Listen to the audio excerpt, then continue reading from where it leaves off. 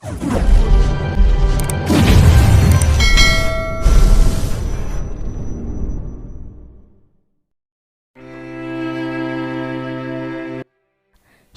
POV. Naging busy ako nitong mga nakarang araw dahil sa sunod-sunod kong operasyon. Ni hindi pa ako nakapagpapahinga ng maayos mula na sa nagawa kong operasyon kahapon.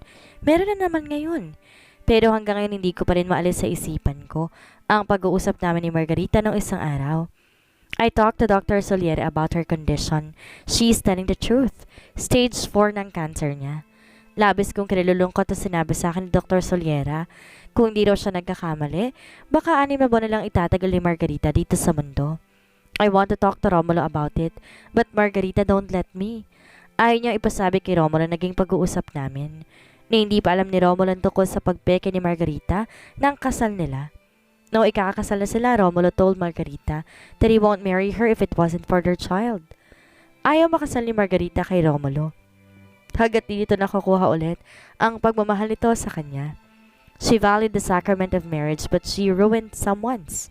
How opposite was that?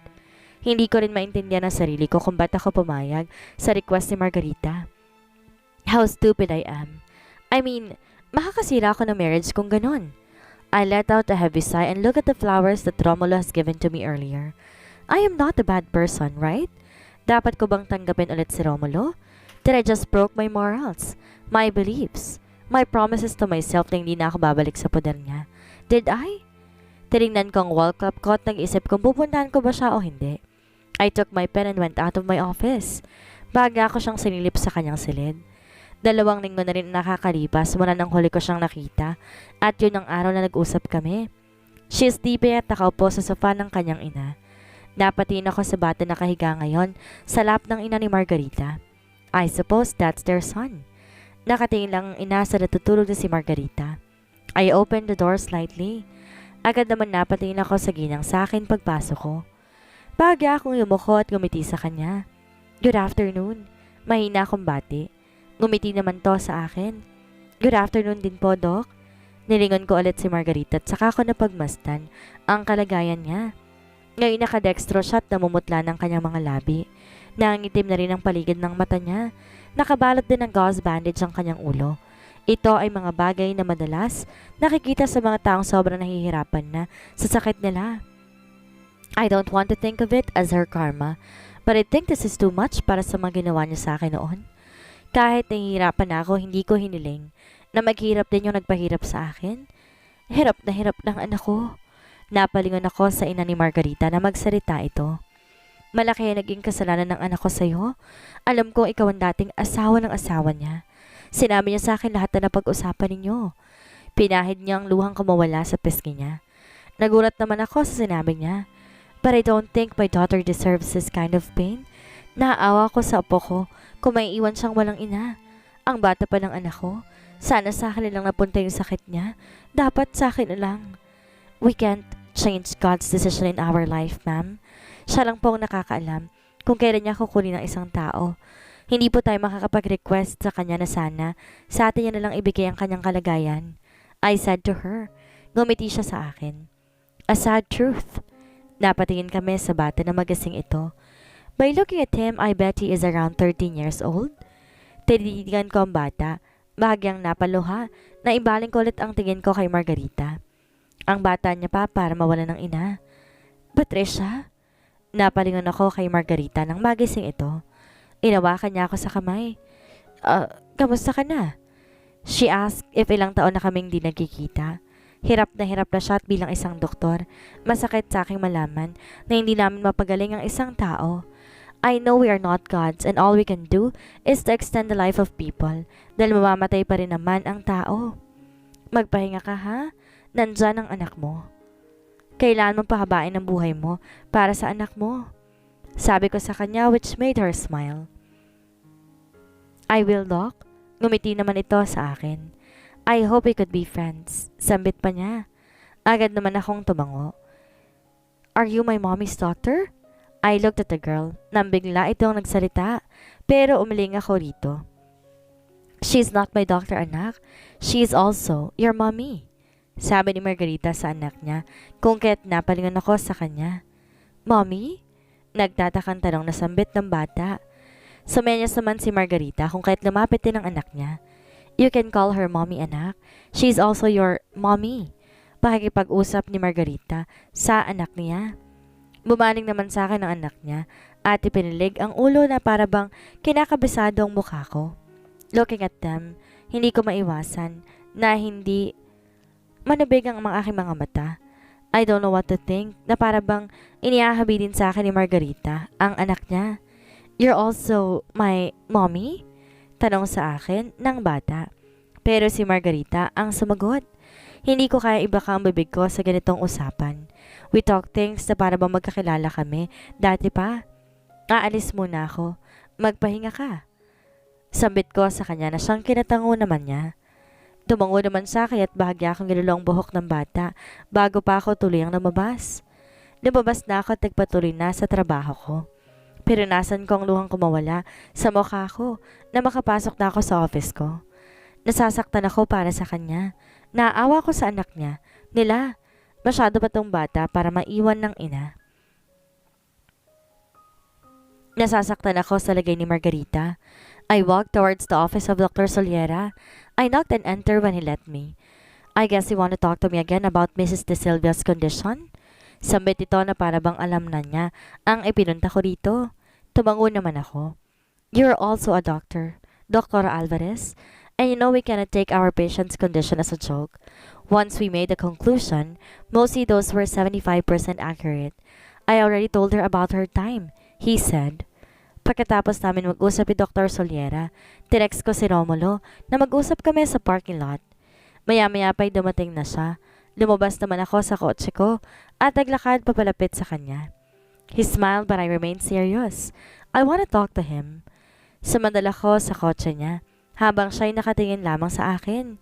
Mumuntong hininga na muna ako bago tumungo. Pwede mag-request? Diretsahan kong tanong. Tahimik lang siya, pero alam kong naghihintay nito na sasabihin ko. Margarita only have 3 months left. Nakita ko ang pagdaan ng gulat sa mukha niya. Can you spend more time with her? Yung hindi mo muna ako iisipin. Please spend time with her and your son. Please make some memories with her before God will take away her life. Please samahan mo siya nang hindi mo ako iniisip, na hindi mo ako binabanggit. Sambit ko. Tahimik lang siya na para bang ina-absorb ang sinasabi ko. Hindi ko na nahintay pa magsalita siya at naglakad na papunta sa kotse ko at pinaandar. Margarita needs you, Romulo. Please make her happy for 3 months. Isang malungkot na balitang natanggap ko noong isang araw kay Dr. Soliera. Tuluyan nang bumitiw si Margarita. Tumalikod na ako para umalis sa sana nang may humawak sa braso ko. Nilingon ko naman ito at nakita ko ang ina ni Margarita na ngayon nagpupunas ng luha niya. Napakon tingin ko sa papel na iniabot niya sa akin. Nagtataka ko naman itong tilitigan. A letter from Margarita before she passed away. Umiiyak pang sambit ng ina niya. Inabot ko naman ito at malungkot nang umiti sa ina. Nagsimula na rin ako maglakad papalayo sa huling hantungan ni Margarita. Awang-awa ako sa anak nila, kaninang hindi matigil kakaiyak habang tinitingnan ng ina niya na tinatabunan na ng lupa. Yakap-yakap lang ni Romulo ito at pinapatahan habang umiiyak na rin. I know, nasasaktan din siya sa pagkawala ng ina ng anak niya. Kahit pa sabihin ni Margarita na hindi siya minahal ni Romulo, alam ko may mahalagang parte pa rin sa puso ni Romulo kung kaya't umiiyak ito sa pagkawala niya. I drove to myself to my house para makapagpahinga na muna. Dahil hindi pa ako natutulog. Panggabi ang shift ko kaya't after ko mag-out, dumiretso ako nito sa sementeryo. Hihiga na nga sana ako sa kama nang maalala ko ang sulat na inabot sa akin kanina ng ina ni Margarita. Kinuha kong pouch sa kabinuksan. Patricia, kaibigan na kita, hindi ba? Alam kong wala na ako sa oras na nabasa mo to.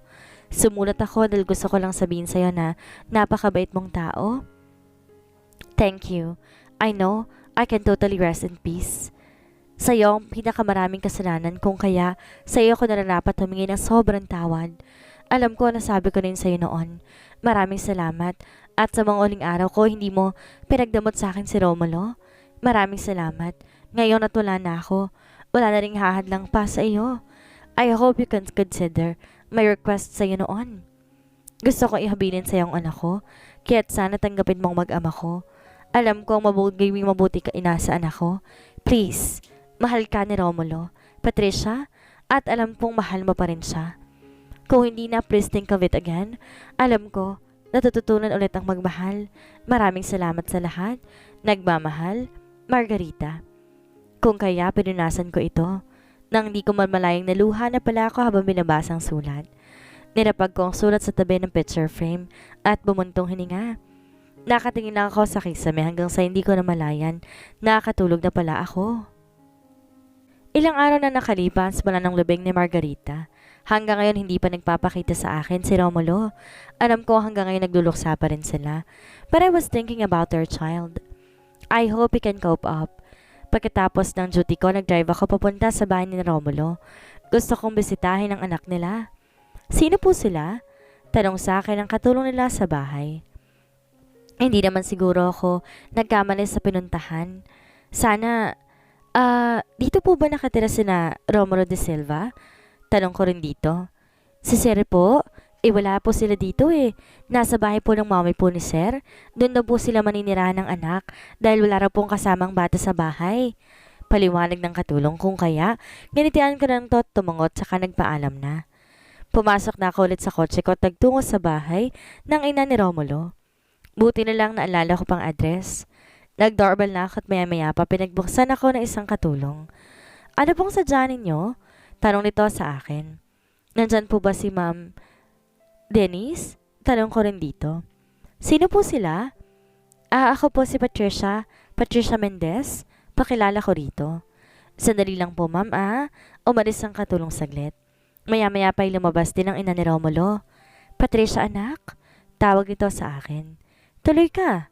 Pumasok naman ako at ngumiti sa ina ni Romulo. Mabuti nilalaw mo kami. Ilang buwan na rin kitang dinadadalaw sa ospital. Pasensya ka na anak hindi ko rin maiwan ang apo ko dito. Malungkot na sambit nito. Ngumiti naman ako. Okay lang po yun. Gusto ko rin po kasing bisitahin ngayon si Patricia, iha. Napalingon ako sa tumawag sa akin. Manang! Sambit ko na makilala ko ang dati kong nanay-nanayan noong nagtatrabaho pa ako rito. Niyakap ako nito kung kaya't niyakap ko rin ito pabalik. Totoo nga ang kinuwento sa akin ni Ma'am Denise. Doktor ka na nga. Napakaganda mo anak. Sambit ito sa akin kung kaya napangiti na lamang ako. Namiss ko po kayong lahat. Namiss ka rin namin anak. Ang laki na ng pinagbago mo. Sambit ng ina ni Romulo. Ngiti na naman ang ginanti ko rito. Gusto ko lang po sanang bisitahin si Dahlia po. How is she po? Tanong ko rito. Nakita ko kung paano dumaan ang lungkot sa mata ng ina ni Romulo. He's in his room. Ilang araw na pero hindi pa rin lumalabas. Kumakain naman pero kinukulong niya ang sarili niya sa kwarto. Panay tawag sa mommy niya. Naawa na ako sa apo ko eh. Maaari mo ba siyang kausapin anak? Kwento sa akin ng ina ni Romulo. Tumango ako kung kaya't sinamahan nila ako papunta sa kwarto ng bata. Come in. Dinig kong sabi ng bata kung kaya't dahan-dahan akong pumasok. Hello. Tawag magpansin ko dito. Tinignan lang ako nito at tinuon ulit ang pansin sa pinapanood na TV. What are you watching? Adventure Time. Maikli nitong sagot. Umupo naman ako sa kama nito. Can I call you Mommy? Bahagya ako nagulat sa sinabi nito. Napangiti naman ako na makabawi agad ako sa gulat. How I wish to be called by that. Yes, you can, baby. I'm also your mommy. Sambit ko. Nagulat ako nang bigla ako nitong yakapin at umiyak. I miss my true mommy. Umiiyak pa nitong sabi. Hinagod-hagod ko na lang ang likod nito at hinayaan ko siyang umiyak sa bisig ko. I felt like I am already a mother. What is mother's love anyway? Your mommy Margarita is already in heaven. You know God? Tumango naman ito. God loves your mommy so much. Kaya kinuha niya na ito para hindi na mahirapan ang matagalang mommy mo. He is 13 years old. I know also that he is smart. Why can't the doctor cure her? Ito ang mahirap sa doctors. Kapag hindi nila nagagamot ang pasyente nila, tingin ng mga tao sa kanila walang kwenta. But they get it wrong. We are not gods. We cannot change God's plan, anak. God wants to end your mom's suffering. That's why He took her with Him. She will be happy in heaven when she sees you happy also. Kaya dapat maging masaya ka na, so your mother will be in a total peace. Be happy na, ha? Parang convince ko sa bata. Nagangat naman Tolas ng tingin sa akin. Pinunasan ng luha sa mga mata nito. Really? Will she be sad if I will be sad also? He innocently asked me. Pinunasan kong luha nito at gumiti. Yes, anak. Kaya kailangan masaya ka na para maging masaya na rin ang mommy mo sa heaven. Isn't it bad to be happy after losing someone? Tanong niya. Ngiti naman ako dahil ganyan na siya mag-isip. Being happy does not mean that you're finally getting over with the hurtings, anak. You are happy because you know the person won't be happy seeing you in so much pain after he or she left. Your mommy is still alive. Tinuro ko ang puso nito. In your heart, she will remain there. Ngumiti naman ito at saka niyakap. Mommy, will you visit me here often? Tanong nito sa akin. Ngumiti naman ako, niyakap ang anak. I know how it feels to be a mother. Thank you, Margarita. You will always be remembered. I'll be forever grateful to Margarita for trusting me for her son. Naramdaman ko kung paano maging ina kahit di ko siya totoong anak. I did my best para pabalikin ang dating saya ni Dahlia. Unti-unti niya nang natatanggap ang nangyari. I am not making her forget about his real mother, but I just want to bring back the old cheerful girl. Ika nga ni Romulo. I'm acting like a real mother now. Nag-doorbell ako. Pinagbuksan naman ako ni Donna. Katulong nila mom. Nginitian ko lamang siya. Ate Patricia, katulong lang po ni Dahlia. Sambit ito sa akin pagkapasok ko. Salamat, Donna. Umakyat na ako at pumunta na sa kwarto ni Dahlia. Nakita kong hawak ko natutulog sa kama niya habang yakap ang picture ni Margarita.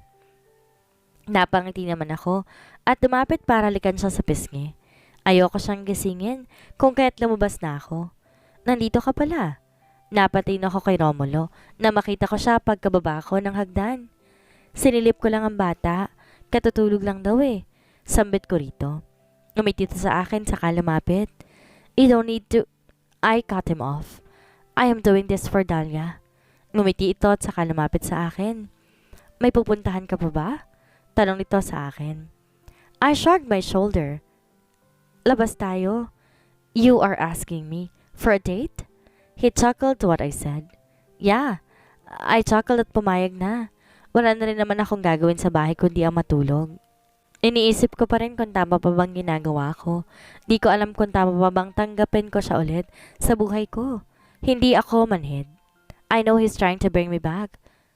Napalingon ako sa nagdadrive na si Romulo. Pinaiwan niya muna ako na sasakyan sa kanila at nagdrive papunta sa hindi ko alam kung saan. I was just thinking of some random things. I gave him a smile. Saan ba ako dadalhin? Secret! Sambit niya naman. Maya-maya pa huminto siya sa tapat ng isang restaurant. Bumaba na kami ng kotse at pumasok na sa loob. Nilibot kong paling ko sa restaurant. Napinasukan namin at bahagyang napatawa. Para kami mga binata at dalaga rito. Ang romantic ng labas natin dito ah. Natatawa ko pang sabi sa kanya. Tumawa naman to at saka ako hinawakan sa bewang ko na siyang kinagulat ko. We are not just friends though. Bulong nito sa akin. Nahiya naman akong tumingin sa paligid. Parang di ako sa 30s kung mahiya ah. Naglakad na kami pupunta sa nakita naming available seat. Nilapitan naman kami ng isang crew, tiningi ang order namin. Umorder naman kami. Ikaw magbabayad ah, ikaw nagaya eh. Biro ko rito siyang kinatawa niya. Di rin naman kita hayaang maglabas ng pera. He laughed.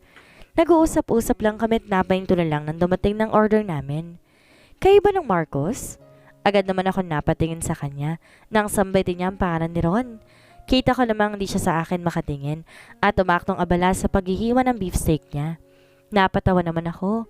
Hindi, pero umamin siyang may gusto siya sa akin. Agad naman siyang nagtaas ng tingin sa akin. Napatawa naman ako. Noon, dugtong ko rito. Nagkagusto siya sa akin noon. Sabi niya pero nung umalis ako, nakilala niyang asawa niya na siyang minahal niya na. We're only friends now. Why is he still seeing you? He asked. He's just being grateful that sa successful treatment namin sa anak niya. His daughter had a Chiari malformation noon. I sipped on my juice. Kala ko kaagaw ko. Sabi mo? Tanong ko nang di ko marinig ang bulong niya. Wala. He smiled. Pagkatapos namin kumain, akala ko uuwi na kami, pero napakunot na lang ang noo ko ng ditong dinaanan namin kanina. Where are we going? Tanong ko rito. Magagabi na rin kasi. Basta, hindi pa tapos ang date natin. Parang bata na yung sabi nang di inalis ang tingin sa kalsada. Napatawa na lamang ako at masaya ako. Yun ang masasabi ko ngayon. Sana hindi din to matapos. Napakunot ang noo ko na mapansin kong bakit ang dinaraanan namin. My lips formed into an O when I saw some lights from below. Are we... He looked at me and smiled. On top of a mountain? He nodded.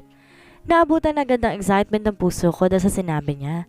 I really love seeing the lights from above. Naalala ko tuloy yung first date namin ni Romulo noon sa rooftop ng isang restaurant. Bumaba na ako nang pagbuksan niya ako ng pinto. I walked towards the railings. It's not a mountain na bako-bako. Pataas lang talagang itsura ng kalsada rito. Napalingon ako kay Romulo nang tumabi ito sa akin, tsaka sumandal din sa railings. How did you know this place? I asked. This is the place where I used to come nung nawala ka. Iniisip ko na baka makita kita rito sa tuktok, kung kaya't palagi akong pumupunta rito. Napakunot naman ang noo ko. Hindi nga namin nakikita mga tao sa baba, tapos hahanapin niya ako from here? Tumawa naman siya.